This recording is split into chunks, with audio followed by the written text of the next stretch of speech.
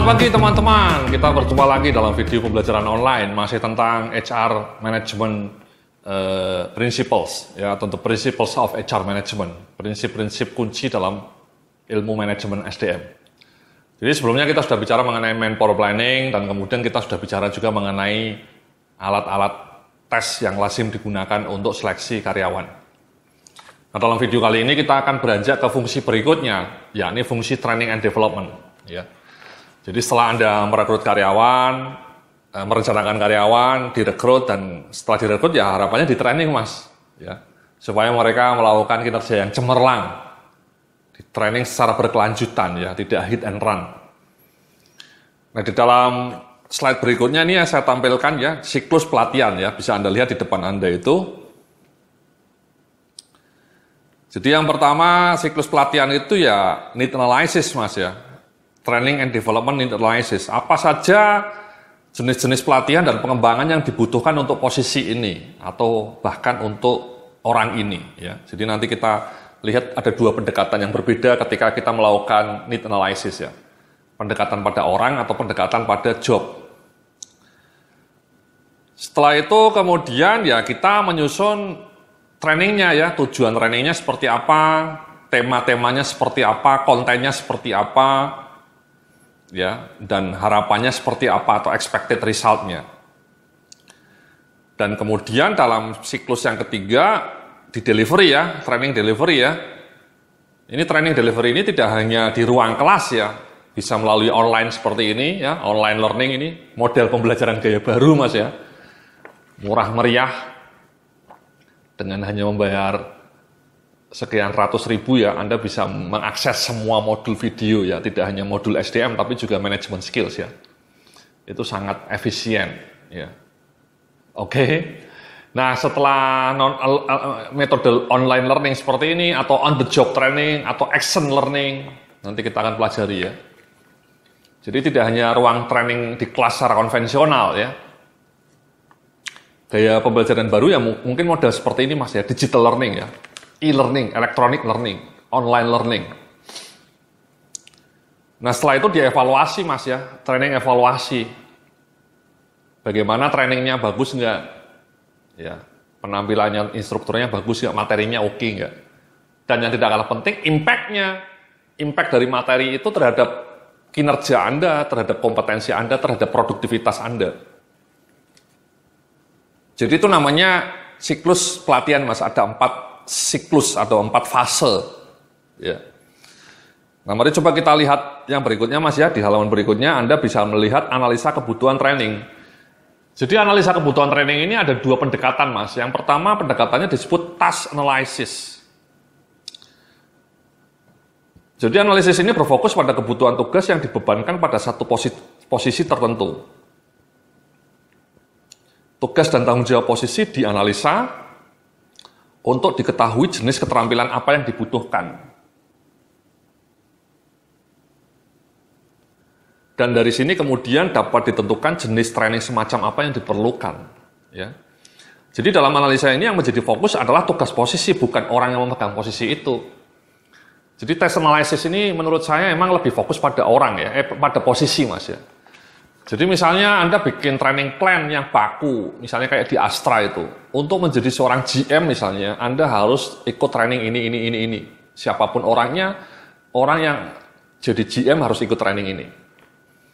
Atau kalau Anda mau menjadi seorang marketing manager, siapapun orangnya harus ikut training ini, ya. Training-trainingnya sudah didefine, sudah ditentukan berdasarkan konten dari pekerjaan yang kita bidik. Misalnya marketing manager atau misalnya HR manager misalnya atau GM, itu menurut saya somehow saya lebih prefer pendekatan ini mas, ya, dibanding pendekatan yang kedua nanti akan kita bicarakan, ya. Itu menciptakan standarisasi. Jadi kayak di Astra itu terstandar, tidak berbeda setiap orang sesuai selera masing-masing, ya, tapi posisi ini trainingnya seperti ini, ya, apapun jenisnya, apapun siapapun orangnya harus ikut training ini. Nah, contoh training plan yang saya bicarakan barusan itu bisa Anda download nanti, ya, di modul kompetensi bis HR, ya. Sekali lagi dalam video, dalam topik-topik berikutnya Anda juga belajar mengenai kompetensi bis HR. Nah, di situ saya memberikan contoh yang sangat detail mengenai bagaimana menyusun training plan.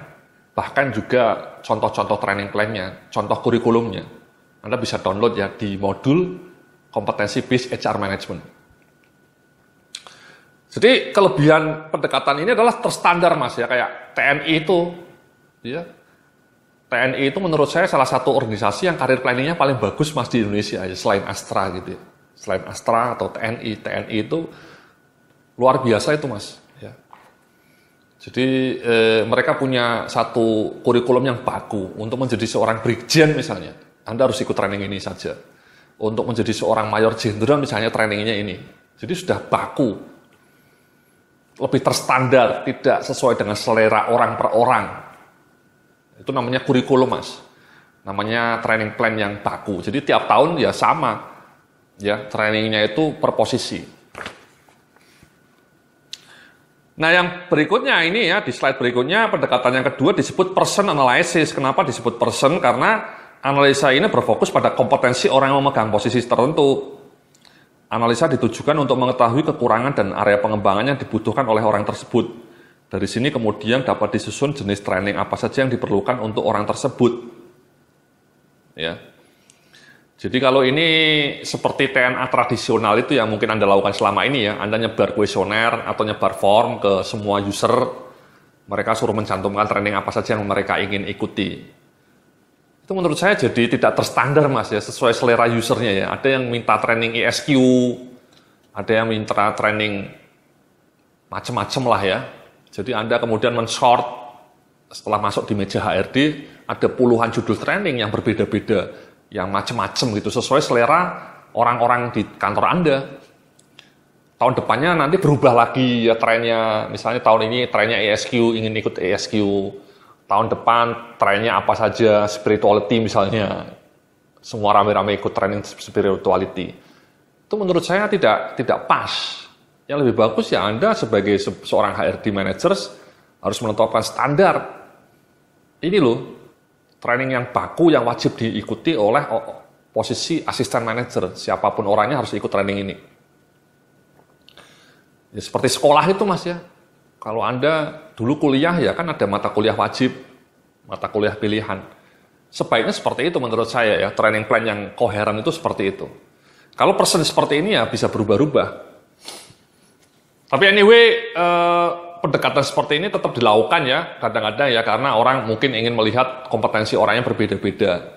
Ya, justru itu ya, tugas Anda untuk menyamakan kompetensi ya. Kalau kompetensinya sudah terstandar, kan nanti trainingnya juga terstandar. Nah, di dalam slide berikutnya ini ya, ini yang juga masih merujuk pada person analysis ya.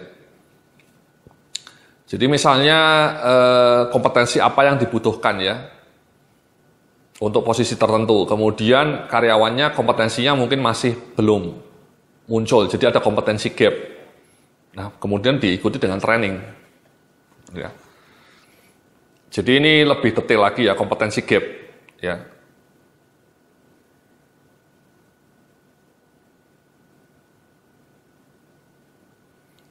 Jadi misalnya di slide berikutnya ya Anda bisa lihat itu ya kompetensi profile per position ya. Jadi misalnya training and development managers posisinya. Kompetensi yang dibutuhkan ada communication skills, ada public skills, ada training analysis, material development, training evaluation dan seterusnya ya. Nah, masing-masing skor kompetensi yang dibutuhkan ada yang 4, ada yang 5. Sementara untuk rekrutmen supervisor misalnya kompetensi yang dibutuhkan ada communication skills, ada interview skills, dan seterusnya. Nah, misalnya interview skills itu skor kompetensinya minimal 5. Untuk analytical thinking, skor minimalnya 4. Itu namanya profil skor kompetensi per posisi, Mas. Nah, sama ini, Mas ya. Jadi, kabar baiknya, ini contoh yang sekilas saja. Saya memberikan contoh yang lebih lengkap, dan bisa Anda download dalam bentuk Excel, dalam bentuk PDF ya, maksud saya. Mohon maaf. Itu Anda download di modul kompetensi based HR management. Jadi dalam kompetensi based HR management itu saya bikin KKJ, singkatannya kebutuhan kompetensi jabatan untuk berbagai posisi. Posisi HR manager itu apa sih kompetensinya? asisten manajer SDM itu apa sih kompetensinya? Baik kompetensi teknis maupun kompetensi soft skills, Mas ya. Jenis kompetensi itu ada dua, Mas. Kompetensi teknis, kompetensi yang berkaitan dengan posisi Anda. Dan yang kedua, kompetensi soft skills, kompetensi yang berkaitan dengan managerial skills. Saya menjabarkan dengan lebih detail ya. Tapi contoh besarnya seperti ini, Mas. Ya, seperti yang Anda lihat tadi. Nah, kemudian di slide berikutnya Anda bisa lihat itu ya, setelah di-assess misalnya. Ini contohnya ilustrasi saja ya. Setelah di-assess misalnya dalam leadership, kompetensi kebutuhannya itu 4. Ya, ternyata ketika di-assess dia nilainya cuma 3. Atau di teamwork misalnya, kebutuhan kompetensinya itu 4. Dia ketika di-assess nilainya cuma 3. Di planning, kebutuhan kompetensinya 4. Ternyata dia skornya cuma 2. Ya. Kalau yang berikutnya ini fungsional kompetensi. Contohnya ini kebetulan posisinya supervisor pemeliharaan, Mas ya, maintenance supervisor.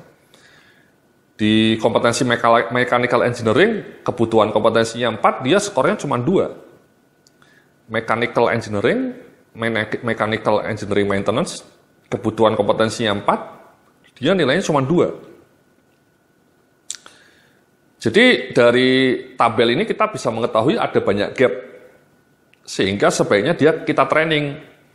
Apa sih yang harus di training untuk dia ya? Misalnya teamwork-nya, karena dia skornya masih -1, kurang 1. Untuk mechanical engineering bahkan dia -2, gap-nya ada 2. Nah, kita kirimlah dia untuk training mechanical engineering. Sama planning and organizing, gap dia malah -2. Ya, jadi kita minta dia untuk ikut training planning and organizing. Jadi ini pendekatan person analysis, Mas ya. Person ya, jadi personnya yang kita assess kompetensinya. Sehingga setiap orang bisa berbeda-beda ya. Tapi ini juga kombinasi ya antara person sama task analysis ya. Maksud saya, judul-judul trainingnya sudah dibakukan, judul-judul kompetensinya sudah terstandar. Jadi yang kita akses dari orang itu ya tidak keluar dari judul kompetensi, yaitu bagus. Itu namanya kombinasi antara task sama person. Jadi dalam tasknya kita sudah memberikan koridor bahwa untuk seorang posisi supervisor maintenance, kompetensinya ini, dan yang kita akses ya kompetensi itu. Sehingga trainingnya nanti tidak akan lewat dari koridor itu. Tidak mungkin seorang supervisor maintenance ikut training yang judulnya itu tidak ada hubungannya dengan kompetensi dia yang dibutuhkan ya. Nah, itu menurut saya gabungan yang menarik ya. Sering perusahaan tidak punya standar kompetensi yang baku sehingga usulan training dari user itu macam-macam. Yang kadang-kadang judul trainingnya tidak ada kaitannya dengan kompetensi yang dibutuhkan. Kenapa? Karena memang Anda tidak punya standar kompetensi jabatan. Anda belum punya matriks yang menunjukkan bahwa seorang supervisor rekrutmen kompetensinya ini loh. Untuk seorang asisten manajer SDM, ini loh kompetensinya yang dibutuhkan. Tidak hanya judulnya ya, tidak hanya jenisnya, tapi skalanya berapa. Ya, sekali lagi jenis kompetensinya juga ada 2. Untuk seorang rekrutmen manager misalnya kompetensi teknisnya ini, kompetensi soft-nya ini. Dan kemudian skornya minimal harus ini. Mungkin itu nanti bisa Anda lihat ya di tools di kompetensi based HR management, Anda bisa download. Nah, setelah Anda punya kebutuhan kompetensi jabatan untuk semua posisi, baru kemudian Anda assess. Dan kemudian karena assessment-nya selalu merujuk ke kompetensi, kita pasti akan bisa mendefinisikan judul training yang relevan, yang tidak keluar dari koridor itu. Jadi misalnya training ESQ itu nggak ada di dalam judul kompetensi misalnya, yang nggak perlu kita ikuti, ngapain kita ikuti gitu ya misalnya. Atau training mengenai motivasi misalnya. Itu tidak ada di kebutuhan kompetensi jabatan. Otomatis ya training motivasi tidak perlu karena keluar dari koridor itu. Jadi harus Anda bangun koridornya dulu. Itu namanya kombinasi antara task. Karena untuk menentukan kompetensi jabatan itu pendekatannya task. Anda melihat posisi ini, kompetensi apa yang harus dibutuhkan. Itu kan melihat tasknya Mas ya, melihat jobnya. Baru setelah ketemu kemudian Anda assess. Jadi itu kombinasi yang menarik ya. Kita bikin job profile dulu, job kompetensi profile. Kemudian setelah itu kita assess orangnya. Dan kemudian setelah itu kita define jenis-jenis trainingnya. Ya, jadi ini di dalam slide berikutnya ini saya ngasih contoh juga ya, training metric for competency development ya. Jadi seperti itu Mas ya.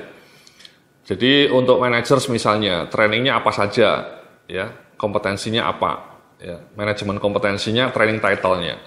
Jadi yang ke bawah ke atas itu jenis kompetensinya, yang dari kiri ke kanan itu judul-judul trainingnya.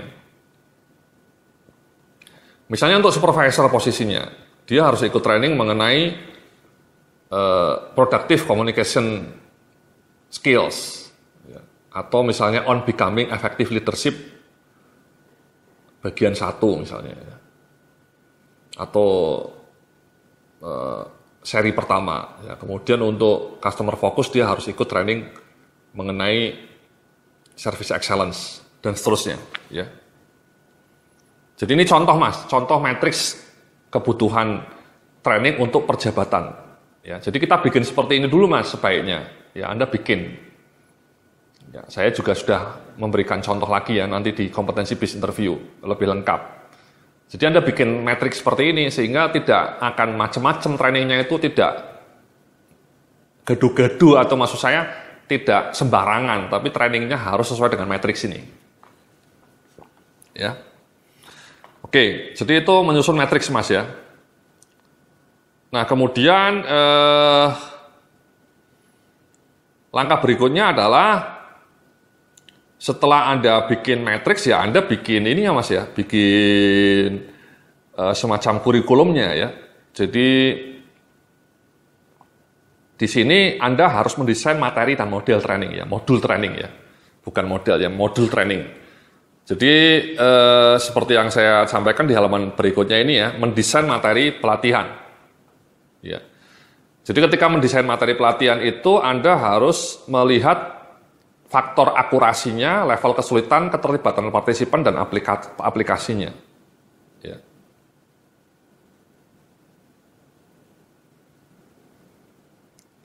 Jadi mendesain materi itu Anda harus lihat itu ya, yang paling penting sih level kesulitannya ya. Jadi untuk level manager mungkin lebih advance dibanding level supervisor. Dan level supervisor mungkin lebih advance dibanding level basic. Ya. Nah, setelah Anda tahu level kesulitannya itu, levelingnya Anda kemudian merumuskan kerangka materi training. Ya. Langkah dalam menyusun kerangka training ya, sebutkan judul pelatihan secara ringkas, jelas, dan mencerminkan isi training. Uraikan tujuan trainingnya. Kembangkan dan jelaskan sejumlah topik pokok training, kemudian masing-masing topik tersebut diuraikan lagi secara lebih detail dalam beberapa subtopik. Sebutkan pula durasi untuk keseluruhan training dan juga untuk setiap topiknya. Sebutkan juga model pemberian training yang akan diberikan. Jadi model-model trainingnya seperti apa. Nah sama Mas ya, nanti di dalam modul kompetensi BIS HR Management saya juga sudah memberikan contoh mengenai kurikulum training, juga silabusnya. Jadi Anda nanti bisa download di situ, Anda bisa lihat untuk training leadership itu apa sih kontennya sebaiknya. Untuk training kreatif, misalnya teamwork, itu apa sih kontennya. Ya, jadi saya sudah memberikan silabus untuk berbagai judul training. Termasuk judul training untuk orang-orang SDM. Untuk performance management, untuk pengembangan SDM itu seperti apa. Ya, jadi saya memberikan contoh modul-modulnya. Nanti Anda bisa download di dalam modul kompetensi BIS HR Management. Jadi seperti itu Mas ya. Jadi itulah mengenai training development ya. Jadi kita ada fasenya training analysis, setelah itu menyusun modulnya ini, setelah itu ya nanti delivery, kemudian setelah itu dievaluasi. Dalam video-video berikutnya nanti kita akan melihat contoh-contoh mengenai berbagai jenis training ya. Bagaimana kita mendeliver training itu tidak hanya melalui training konvensional, tapi melalui beragam teknik pengembangan. Oke. Terima kasih, sampai jumpa dalam video berikutnya. Salam sukses, penuh keberkahan.